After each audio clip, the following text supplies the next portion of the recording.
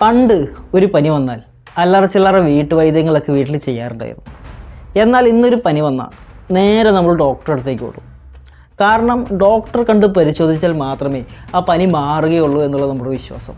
അതല്ലെങ്കിൽ ഡോക്ടർ പരിശോധിച്ച് എഴുതി തരുന്ന മരുന്ന് കുടിച്ചാൽ മാത്രമേ നമ്മുടെ പനി മാറുകയുള്ളൂ എന്നുള്ളൊരു വിശ്വാസം. അതാണ് നമ്മളെ ഡോക്ടറുടെ അടുത്തേക്ക് എത്തിക്കുന്നത്. മാത്രമല്ല ഡോക്ടർ എന്ത് മരുന്ന് എഴുതി തന്നാലും നമ്മളത് വാങ്ങിച്ച് വിശ്വാസത്തോടെ കഴിക്കാറുണ്ട്. എന്നാൽ അത്തരത്തിലുള്ള വിശ്വാസം ഡോക്ടർമാർ ദുരുപയോഗം ചെയ്താലോ? മരുന്ന് കുടിച്ച് അസുഖം മാറുന്നതിന് പകരം ആ മരുന്ന് കുടിച്ച് ആ മരുന്നിന് അടിമപ്പെട്ട് ആ മരുന്ന് കഴിച്ചില്ലെങ്കിൽ മരിച്ചു പോകുമെന്നൊരവസ്ഥയെത്തി ആ മരുന്ന് തേടി തേടി കണ്ടുപിടിച്ച് ആ മരുന്ന് കഴിച്ച് തന്നെ മരിച്ചു പോയാലോ? ഇങ്ങനെയൊക്കെ സംഭവിക്കുമോ എന്ന് ചിലർക്കെങ്കിലും സംശയം തോന്നും. എന്നാൽ ഇങ്ങനെ സംഭവിച്ചിട്ടുണ്ട്.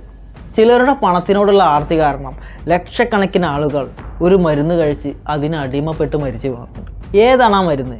എവിടെയാണ് ഇത് സംഭവിച്ചത്? ആരാണ് ഇതിന് ഉത്തരവാദി? കൂടുതലറിയാം.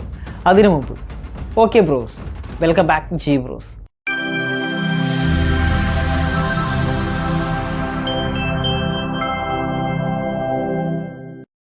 വളച്ചുകെട്ടില്ലാതെ ആദ്യം തന്നെ കാര്യം പറയാം. ഇന്ന് ഞാനിവിടെ പറയാൻ പോകുന്നത് ഓപ്പിയോയിഡ് ക്രൈസിസ് എന്ന സംഭവത്തെ പറ്റിയിട്ടാണ്. നമ്മുടെ ലോകം കൊറോണ പോലുള്ള അസുഖങ്ങളെ പലതവണ അഭിമുഖീകരിച്ചിട്ടുണ്ട്. എന്നാൽ ഈ രോഗങ്ങളെല്ലാം പ്രകൃതിയാലെ വന്നതാണ്. എന്നാൽ ചിലരുടെ പണത്തിനോടുള്ള ആർത്തി കാരണം ഒരു രാജ്യത്തെ മൊത്തം പ്രതിസന്ധിയിലാഴ്ത്തിയതാണ് ഓപ്പിയോയിഡ് ക്രൈസിസ്. എന്താണ് ഓപ്പിയോയിഡ് ക്രൈസിസ് എന്ന് അറിയുന്നതിന് മുമ്പ് എന്താണ് ഓപ്പിയോയിഡ് മെഡിസിൻ എന്ന് നിങ്ങൾ അറിയേണ്ടതുണ്ട്. ഓപ്പിയോയിഡ് മെഡിസിൻ എന്ന് പറഞ്ഞാൽ പെയിൻ കില്ലേഴ്സ്, വേദന സംഹാരികളുടെ ഒരു കൂട്ടത്തെയാണ് ഓപ്പിയോയിഡ് മെഡിസിൻ എന്ന് പറയുന്നത്. ഇത്തരത്തിലുള്ള ഓപ്പിയോയിഡ് മെഡിസിൻ സാധാരണയായിട്ട് ഉപയോഗിക്കുന്നത് ശക്തമായ വേദന സഹിക്കുന്ന രോഗികളുടെ വേദന കുറയ്ക്കുവാൻ വേണ്ടിയിട്ടാണ്. അതുപോലെ തന്നെ അനസ്തേഷ്യ കൊടുക്കാനും വേണ്ടിയിട്ടാണ് ഇത്തരത്തിലുള്ള മരുന്നുകൾ ഉപയോഗിക്കുന്നത്. സാധാരണയായി ക്യാൻസർ രോഗികൾക്ക് മാത്രമേ ഈ മരുന്ന് പ്രിസ്ക്രൈബ് ചെയ്യാറുള്ളൂ. മാത്രമല്ല ഏതെങ്കിലും തരത്തിൽ മറ്റേതെങ്കിലും രോഗികൾക്ക് ഈ മരുന്ന് കൊടുക്കേണ്ടി വന്നാൽ ഒരു ഡോക്ടറുടെ നിർദ്ദേശപ്രകാരം മറ്റൊരു ഡോക്ടർ മാത്രമേ ഈ മരുന്ന് അയാളിൽ ഉപയോഗിക്കുകയുള്ളൂ. കാരണം ഇത്രയേറെ റെസ്ട്രിക്ഷൻസ് വെച്ചിട്ടുള്ളൊരു മരുന്നാണ് ഓപ്പിയോയിഡ് മെഡിസിൻസ്. ഓപ്പിയോയിഡ് മെഡിസിൻസ് രണ്ട് തരത്തിലുണ്ട്. ഒന്ന് പ്രകൃതിയിൽ നിന്ന് ലഭിക്കുന്ന വസ്തുക്കൾ ഉപയോഗിച്ചിട്ടുണ്ടാകുന്ന മെഡിസിൻ, രണ്ട് കൃത്രിമമായി കെമിക്കൽ ഉപയോഗിച്ചിട്ടുണ്ടാകുന്ന മെഡിസിൻ. ഇത്തരത്തിൽ കെമിക്കലുകൾ ഉപയോഗിച്ചുണ്ടാക്കുന്ന മരുന്നിനെ സിന്തറ്റിക് മരുന്നുകൾ എന്നാണ് പറയാറ്. ഇത്തരത്തിൽ കെമിക്കലുകൾ ഉപയോഗിച്ചുണ്ടാക്കിയ മരുന്നാണ് ഫെന്റനിൽ. ഈ ഫെന്റനിലിനെ അടിസ്ഥാനമാക്കി ഉണ്ടാക്കിയ മറ്റൊരു മരുന്നാണ് സബ്സിസ്. ഈ സബ്സിസ് എന്ന മരുന്നാണ് കമ്പനി അവരുടെ കൊള്ളലാഭത്തിന് വേണ്ടി ഉപയോഗിച്ചത്.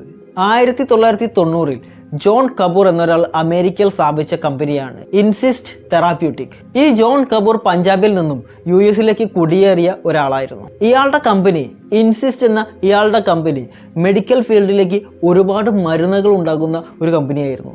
അവർ പ്രധാനമായും ലക്ഷ്യം വെച്ചിരുന്നത് ക്യാൻസറിനെതിരെയുള്ള മരുന്ന് കണ്ടുപിടിച്ച് വലിയ രീതിയിൽ ലാഭം ഉണ്ടാക്കുക എന്നൊരു ലക്ഷ്യം വെച്ചിട്ടായിരുന്നു പ്രവർത്തിച്ചിട്ടുണ്ടായിരുന്നത്. ഈ കമ്പനിയാണ് ക്യാൻസർ രോഗികളുടെ വേദന കുറയ്ക്കുവാനായിട്ട് സബ്സിസ് എന്ന മരുന്ന് വികസിപ്പിച്ചെടുക്കുന്നത്. ഈ മരുന്നിനൊരു പ്രശ്നം ഉണ്ടായിരുന്നു, അല്ലെങ്കിൽ ഈ മരുന്നൊരു പ്രത്യേകത ഉണ്ടായിരുന്നു. അങ്ങനെ എല്ലാ ക്യാൻസർ രോഗികൾക്കും ഈ മരുന്ന് പ്രിസ്ക്രൈബ് ചെയ്യാൻ സാധിക്കുമായിരുന്നില്ല. വളരെ ക്രിട്ടിക്കൽ സ്റ്റേജിലുള്ള ക്യാൻസർ രോഗികൾക്ക് മാത്രമേ ഒരു ഡോക്ടറിൻ്റെ മേൽനോട്ടത്തിൽ അല്ലെങ്കിൽ ഒരു ഡോക്ടറിൻ്റെ നിർദ്ദേശപ്രകാരം ഈ മരുന്ന് കൊടുക്കുവാൻ സാധിക്കുമായിരുന്നുള്ളൂ. എന്താണ് ഈ മരുന്നിന് ഇത്രയ്ക്ക് റെസ്ട്രിക്ഷൻ വരാനുള്ള കാരണം എന്ന് ചോദിച്ചാൽ ആ മരുന്നിൻ്റെ അടിസ്ഥാന ഘടകമായ ഫെന്റനിലായിരുന്നു. ഈ ഫെന്റനിൽ എന്ന് പറഞ്ഞാൽ ഒരു ഡ്രഗ് ആയിരുന്നു, അതായത് മയക്കുമരുന്ന്. ഇല്ലീഗൽ മാർക്കറ്റിൽ നിന്ന് ലഭിക്കുന്ന ശക്തമായ മയക്കുമരുന്നിനേക്കാൾ ശക്തമായ ഒരു മരുന്നായിരുന്നു ഫെന്റനിൽ എന്ന മയക്കുമരുന്ന്. ഒരു കടുകുമണി വലുപ്പത്തിലുള്ള മരുന്ന് മാത്രം മതിയായിരുന്നു ഒരു ആരോഗ്യവാനായ മനുഷ്യൻ്റെ സ്വബോധം നഷ്ടപ്പെടുത്താൻ. അതായത് വീക്കായ ഒരാൾ ആ മരുന്ന് കൂടുതലായിട്ട് കഴിച്ചാൽ അയാളുടെ ജീവന് തന്നെ ആപത്തായി മാറും ഈ മരുന്ന്. ഈ കാരണങ്ങളെല്ലാം മുൻനിർത്തിയാണ് US ഗവൺമെൻറ് അത്രയും ക്രിട്ടിക്കൽ ആയിട്ടുള്ള രോഗികൾക്ക് മാത്രം ഈ മരുന്ന് പ്രിസ്ക്രൈബ് ചെയ്താൽ മതി എന്നൊരാശയം മുന്നോട്ട് വെച്ചത്. അതുകൊണ്ട് തന്നെയാണ് ഇത്തരത്തിലുള്ള ക്രിട്ടിക്കൽ സ്റ്റേജിൽ കിടക്കുന്ന രോഗികൾക്ക് വേണ്ടിയിട്ടാണ് ഈ മരുന്ന് ഗവൺമെൻറ് അംഗീകരിച്ചത്. എന്നാൽ ഇൻസിസ്റ്റ് കമ്പനിക്ക് അത് പോരായിരുന്നു.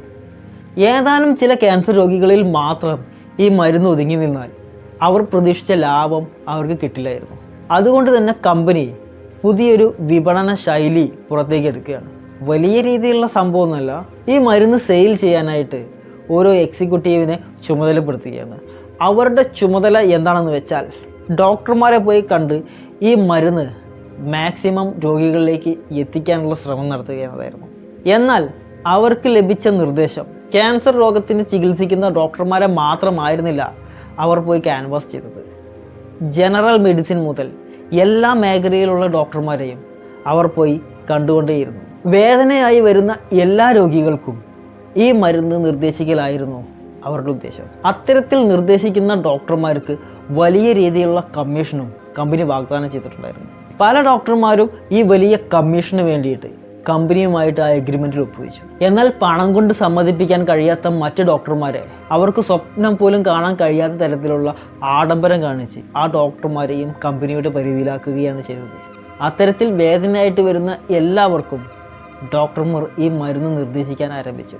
അതായത് കഴുത്തുവേദനയായിട്ടും കൈവേദനയായിട്ടും നടുവേദനയായിട്ടും ഇത്തരത്തിലുള്ള ചെറിയ രോഗങ്ങളായിട്ട് വരുന്ന രോഗികൾക്ക് വരെ അവർ ഈ മരുന്ന് നിർദ്ദേശിക്കാൻ ആരംഭിച്ചു.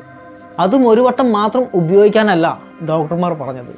ഒരാഴ്ചത്തേക്കും 5 ദിവസത്തേക്കും അങ്ങനെ ഡോക്ടർമാർ നിരന്തരം മരുന്നുകൾ എഴുതിക്കൊണ്ടേയിരുന്നു.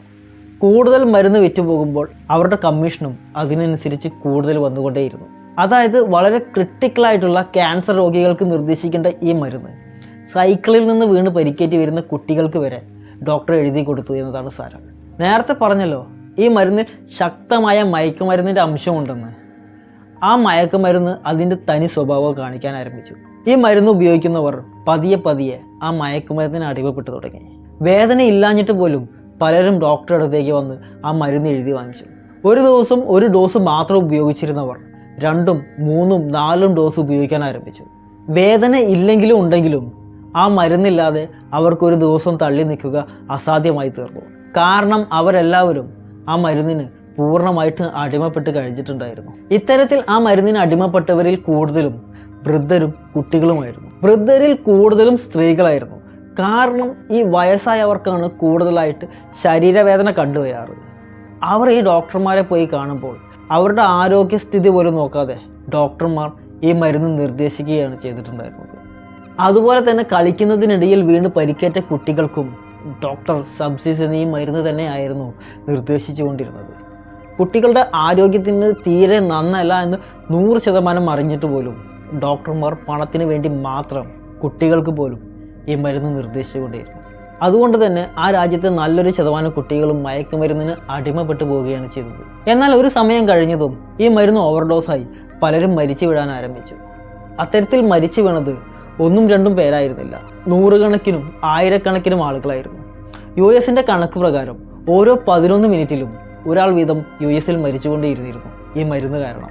എന്നാൽ ആദ്യമൊന്നും എന്താണ് ഇത്തരത്തിൽ ആളുകൾ മരിച്ചു വീഴുന്നത് എന്ന് ആർക്കും കണ്ടുപിടിക്കാൻ സാധിച്ചിട്ടുണ്ടായിരുന്നില്ല. പിന്നീട് പോസ്റ്റ്മോർട്ടം റിപ്പോർട്ടിലൂടെ ഇത്തരത്തിലുള്ള മയക്കുമരുന്നിൻ്റെ അംശം എല്ലാവരിൽ നിന്നും കണ്ടുപിടിക്കാൻ ആരംഭിച്ചു. എന്നാൽ ഇവരാരും മയക്കുമരുന്ന് ഉപയോഗിക്കുന്ന മയക്കുമരുന്നിന് അടിമപ്പെട്ട ആളുകളായിരുന്നില്ല. എന്നാൽ ഇവരെല്ലാവരും സബ്സിസ് പോലുള്ള ഓപ്പിയോഡ് മരുന്നുകൾ നിരന്തരം ഉപയോഗിച്ചിരുന്നവരായിരുന്നു. ഇതുകൊണ്ട് തന്നെ ആ മരുന്നിൻ്റെ ഉപയോഗമാണ് ഇവരുടെ മരണത്തിന് കാരണമെന്ന് അവർ മനസ്സിലാക്കുന്നത്. US-ന്റെ കണക്ക് പ്രകാരം ഏകദേശം 100,000-ലധികം ആളുകൾ ഈ മരുന്ന് ഉപയോഗിച്ച് മരണപ്പെട്ടിട്ടുണ്ട്. എന്നാൽ യഥാർത്ഥത്തിൽ മരണനിരക്ക് അതിലും മുകളിലാണെന്ന് പറയുന്നു. ഇത്രയേറെ ആളുകൾ മരണപ്പെട്ടു. അതുപോലെ തന്നെ 10 ലക്ഷം ആളുകൾക്ക് മാനസികമായിട്ടും ശാരീരികമായിട്ടും പല പ്രശ്നങ്ങളും നേരിടേണ്ടി വന്നു. അതിനുശേഷം ഈ ഡ്രഗിനെതിരെ ഈ മെഡിസിനെതിരെ വലിയ രീതിയിലുള്ള ബോധവൽക്കരണങ്ങളെല്ലാം US-ൽ നടക്കാൻ ആരംഭിച്ചു. പല രീതിയിലും പലതരത്തിലും ജനങ്ങളെ പല സംഘടനകളും ഗവൺമെൻറ്റും ബോധവൽക്കരണ പരിപാടികൾ സംഘടിപ്പിച്ചുകൊണ്ടേയിരുന്നു. പിന്നീട് ഡോക്ടറിൻ്റെ കൃത്യമായ പ്രിസ്ക്രിപ്ഷൻ ഉണ്ടെങ്കിൽ മാത്രമേ ഈ മരുന്ന് ലഭിക്കുകയുള്ളൂ എന്നൊരവസ്ഥ വന്നപ്പോൾ എല്ലാവരും ഇല്ലീഗലായിട്ട് ഈ മരുന്ന് വാങ്ങി ഉപയോഗിച്ച് മരണങ്ങൾ നടന്നുകൊണ്ടേയിരിക്കുന്നുണ്ടായിരുന്നു. പതുക്കെ US-ൽ ഇത് വലിയൊരു പ്രശ്നമായിട്ട് മാറി. വലിയ പ്രക്ഷോഭങ്ങൾ ഇതിനു മുകളിൽ നടക്കാൻ ആരംഭിച്ചു. അപ്പോഴാണ് US ഗവൺമെൻറ് ഇത് വലിയൊരു പ്രശ്നമാണെന്ന് മനസ്സിലാക്കി അതിൽ ഇൻവെസ്റ്റിഗേഷൻ നടത്തുന്നത്.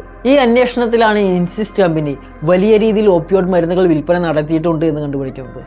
മാത്രമല്ല ഇതിൽ മറ്റൊരു കാര്യം എന്താണെന്ന് വെച്ചാൽ ഇൻസിസ്റ്റ് കമ്പനി മാത്രമായിരുന്നില്ല, മറ്റ് നിരവധി മെഡിക്കൽ കമ്പനികളും ഇത്തരത്തിലുള്ള ഓപ്പിയോഡ് മരുന്നുകൾ വളരെ വലിയ രീതിയിൽ വിപണിയിൽ വിൽപ്പന നടത്തിയിട്ടുണ്ട്. അതായത് ഇല്ലീഗലായിട്ട് വിപണിയിൽ വിൽപ്പന നടത്തിയിട്ടുണ്ട്.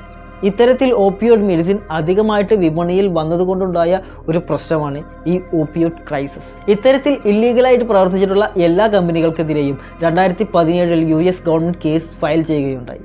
2017 ആരംഭിച്ച കേസിന് 2020 വിധി വന്നു. ഇത്തരത്തിൽ വന്ന വിധിയിൽ ഇൻസിസ്റ്റ് കമ്പനി ഓണറായ ജോൺ കപൂറിന് 66 വർഷം ജയിൽ ശിക്ഷയും അതുപോലെ തന്നെ $2,50,000 പിഴയും ചുമത്തുകയുണ്ടായി. എന്നാൽ ഈ ശിക്ഷ വളരെ കുറഞ്ഞു പോയെന്നും മരണശിക്ഷ കൊടുക്കണമെന്നും പറഞ്ഞ് വലിയ രീതിയിലുള്ള പ്രക്ഷോഭങ്ങൾ US-ൽ നടന്നുകൊണ്ടിരിക്കുന്നുണ്ടായിരുന്നു. എന്നാൽ ജോൺ കപൂറിനെ അറസ്റ്റ് ചെയ്യാൻ വരുന്ന സമയത്താണ് കൊറോണ ആരംഭിക്കുന്നത്. കൊറോണയുടെ കാര്യം പറഞ്ഞ് അയാളുടെ അറസ്റ്റ് വീണ്ടും നീട്ടിവെക്കുകയുണ്ടായി. അവസാനം അയാളെ അറസ്റ്റ് ചെയ്തു. എന്നാൽ ആ സമയം കൊണ്ട് തന്നെ ഈ കേസ് പുനഃപരിശോധിച്ച് അയാളുടെ ശിക്ഷ 5.5 വർഷമായിട്ട് കുറച്ചിട്ടുണ്ടായിരുന്നു. എന്നാൽ 2 വർഷത്തെ ജയിൽ ശിക്ഷയ്ക്ക് ശേഷം അയാൾ ജയിൽ മോചിതനായി. അതുപോലെ തന്നെ കമ്പനി പാപ്പരായി പ്രഖ്യാപിച്ച് ആ പിഴത്തുകയിൽ നിന്ന് അയാൾ രക്ഷപ്പെടുകയും ചെയ്തു. ഇത്രയും വലിയ ഒരു ക്രൈം ചെയ്തിട്ട് ഇത്രയും ചെറിയ ശിക്ഷ ലഭിക്കാനുള്ള കാരണം ഒന്ന് മാത്രമാണ്: പണം.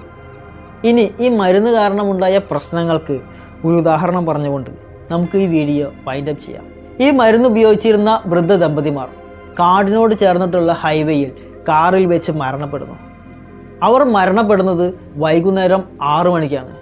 പക്ഷേ പോലീസ് അവരെ കണ്ടുപിടിച്ചത് പിറ്റേ ദിവസം ഉച്ചയ്ക്ക് 12 മണിക്കായിരുന്നു.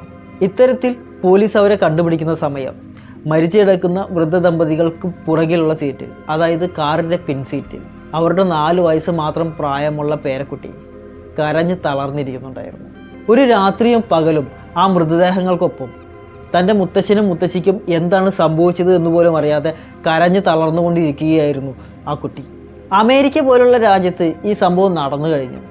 ഒരുപക്ഷെ നമ്മുടെ ഇന്ത്യയിലും ഇത്തരത്തിലുള്ള സംഭവങ്ങൾ നടന്നുകൊണ്ടിരിക്കുന്നുണ്ടാവും. നിങ്ങളെല്ലാവരും ചിലപ്പോൾ ശ്രദ്ധിച്ചൊരു കാര്യമാണ് ഇനി ഞാൻ പറയാൻ പോകുന്നത്.